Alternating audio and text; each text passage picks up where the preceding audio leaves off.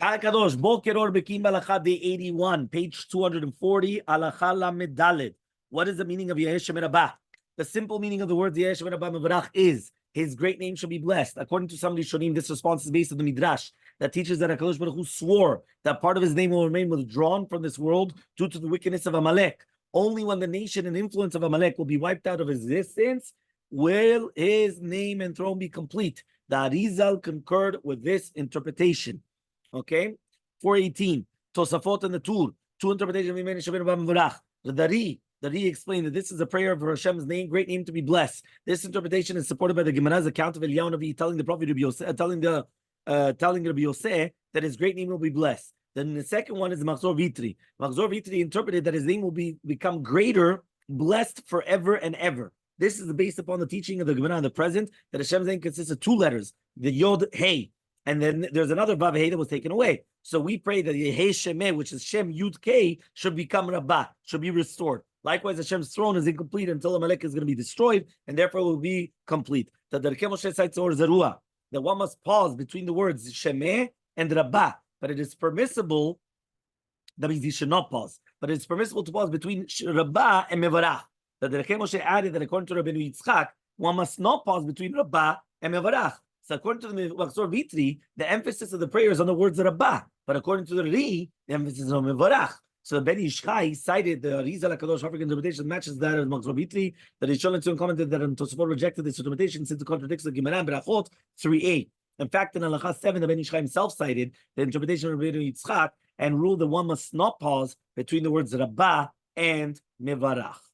Okay, so don't make a pause between Yehei Shemer Haba Mevarach. It's Yehei Shemer Haba Mevarach, and then you continue.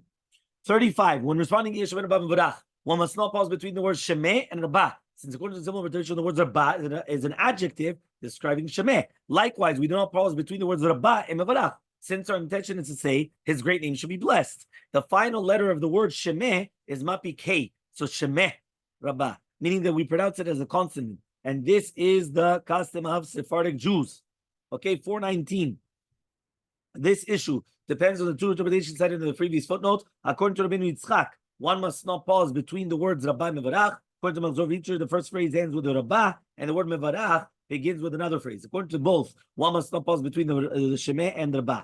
420. The Beit Chadash, the Bach, explains that this halacha depends on the two interpretations listed in the previous halacha. According to the Machzor Vitri, the letter is Amapike and must be pronounced so that the person responding is saying the name Yah will be magnified. According to the Rabbeinu Yitzchak, however, the word is a regular hey that is not to be pronounced. He ruled that one should pronounce the letter as a mapike to satisfy both opinions. The Rebbe Moshe, however, cited the Aguda, ruling that according to the word Shemeh must be pronounced with a silent hey, specifically, so that it should not be even suggested in the interpretation of the name of Yah.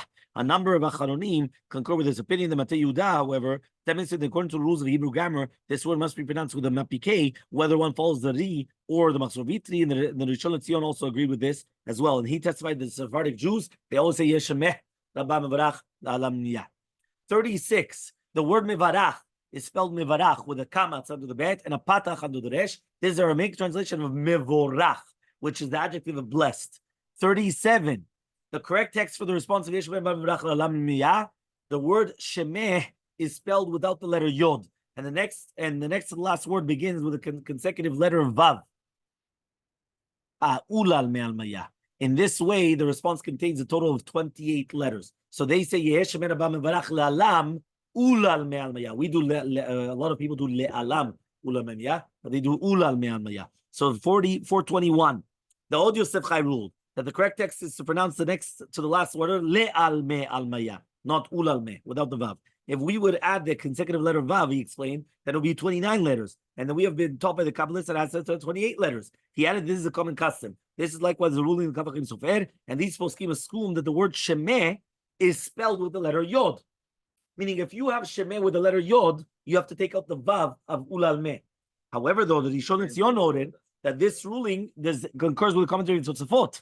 Nevertheless, this runs counter to the ruling of the Bet Yosef. The Bet Yosef noted that the Kol Bor says that it's 28 letters, and that the Yitzchak Avu have rules based on this, that the next letter says Ulal Meh without the consecutive letter Vav. Maran disagreed. arguing that we have no right to change the text of our prayers based on the trivial matter, right, such as the concept of 28 letters, and all the older text of Kaddishim says ulal me'al maya. So you cannot change it. So it comes out of machlok between Kaf Chaim and the Ben Ish Chai and Rav Ovadia, because Rav Ovadia says that it's going like Maran. Okay, as for the issuing of the 28 letters, he says we just have to take off the yod from Shemeh. In Daniel, we find the Aramaic word Shemeh spelled without the letter yod, meaning the Ben Ish Chai had the letter yod in Shemeh, so you have to take out the vav of ulal meh. But according to what we have, that the Shemeh is without the yod, so therefore obviously it does have a ulal meh.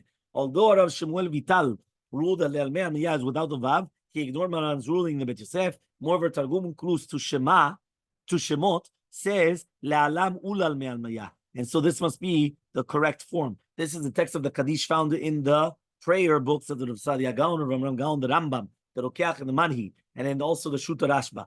Okay, responsum of the Rashba. Of course, it is impossible to ignore the fact that according to Machzor Vitri said in Tozvot of the Brachot, the word Shemeh means the name of Yah, and therefore we must spell the words Shem Yud Kei.